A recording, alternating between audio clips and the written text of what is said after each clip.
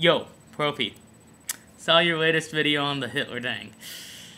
Dude, you do not understand the situation here. Here's how it breaks down, alright? The whole geschmoigety with morality and Hitler and Christians being able to condemn him within the modern American culture beast is quite simple, my friend. First of all, you must understand that Hitler was not a king. Boom. That's it. That's the key. Monarchy is pretty much the only really valid form of authority. When the Judeo-Christ-Islamic God anoints a king, all that a king does is cool and good and righteous. However, if the Judeo-Christ-Islamic God does not raise someone up to the level of a king, everything they do can be accepted or rejected based on one's own interpretation of the source codes of whichever version of JCI one ascribes to. Now, I don't know much about 3.0. I have not yet read the Quran. So, focusing on 2.0, which is where I'm more fluent. First of all, let's set Hitler aside, because Hitler is so passe, if you will. Let's focus on some of the current action figures in the toy set. Let's talk about the O-Bomb, or his opponent, the Mac King. Or let's talk about G-Dub, aka Shrub, aka Bush the Lesser, aka Bush the Younger, aka Little Boy Bush, aka George W. minus the H. And let's also talk about Billy Clinton. And for that matter, George W. with the H. While these men have been to varying degrees righteous or evil, they are not kings. Ergo, they do not get the free pass that someone like King Jimmy, or King Dick, or Queen Mary Scotty got, because monarchy is the only valid form of government according to Judeo-Christ-Islamic law. So, if we jump back to George H. Dub, Mr. No new taxes, read my lips. A lot of the stuff that he did was pretty valid and pretty badass and pretty cool, but he's a president. He's someone put in power either by the American people, if you buy the bedtime story, or by the corporate oligarchy powers that be, if you dig deeper. Either way, he was not put in power by God. Same thing with Billy Clinton. Billy Clinton, for as evil as he was perceived to be by most fundamentalist Christians within the American culture beast, did do some good things. For one thing, he balanced the motherfucking budget. For another thing, he proved that sexual impropriety is something that will offend the masses and can get you impeached, as opposed to something benign and unworthy of intense scrutiny, like, say, going to war on false pretenses or doing shady backroom deals with the corporate oligarchy. So, even Billy Clinton's time within the White House did serve the greater good, but again, not a king. So, he cannot be exonerated for any of the evil that he did. Same thing that applies to G-Dub. G-Dub is to many people who view him through the filter of the North American culture beast with the bonus lens of Judeo-Christianity or Christianity.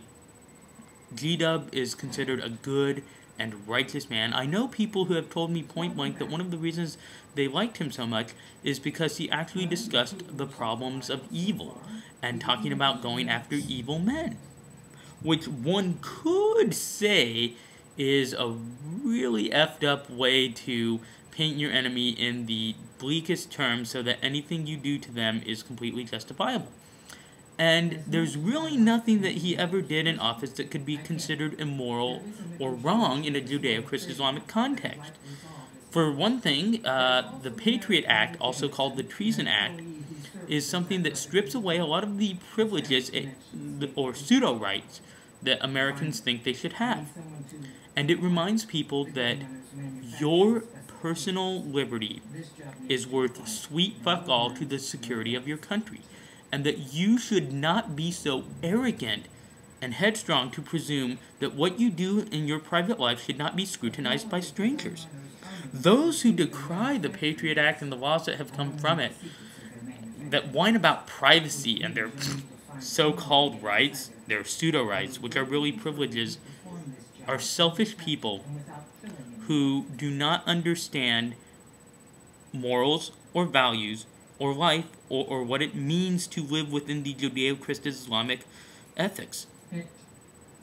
Nothing that you ever do as a person should be beyond the view of people in authority. You must remember that every day of your life, you should at least once or twice or thrice apologize for 3 things.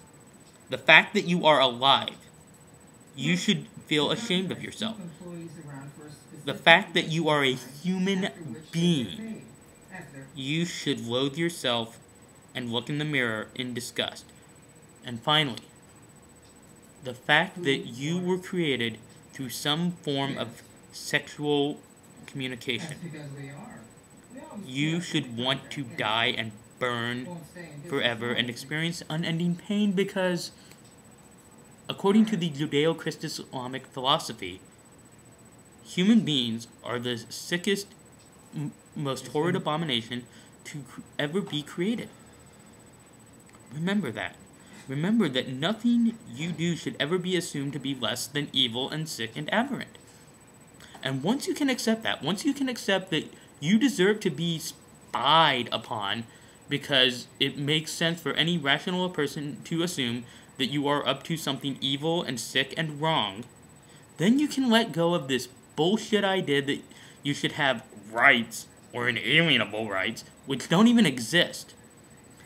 And yes, all rights come from the Judeo-Christ-Islamic God if you believe in that set of source coding. So, why do people get so concerned about crap like genocide, or oppression, or homophobia? It's not like you're hurting anything of value.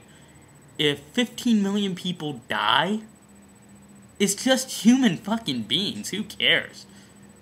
You know, it's not like it's hurting the feelings of a vast supercosmic being that exists inside and outside of all time and space. So, seriously, stop whining. That could be a good message to the world. Stop whining about everything. Now, here's why Hitler can be criticized. Hitler was not a king. Ergo, nothing he did gets the free pass of a king. He was an elected, appointed official. So, while one could praise, if they were so inclined, his genocide, his homicide, his homophobia, one could also deride it. One could also condemn it as a Jew, as a Christian, as a Muslim, because one of the great things about JCI, all 3 versions, from 1.0 to 3.0, even 4.0, which is currently in development according to rumor, is that everybody gets a chance to interpret the source code. Everybody gets a chance to add internal code. And every now and then, some crafty mofo gets to create a new collection of codes. For example, Joey Smith, the creator of the Mormon religion. Dude was sharp enough to take the source code for JCI 2.0 and create a variant of 2.0 called the Book of Mormon, which created a religion that is one of the strongest religions in the mofoing world. So, remember that.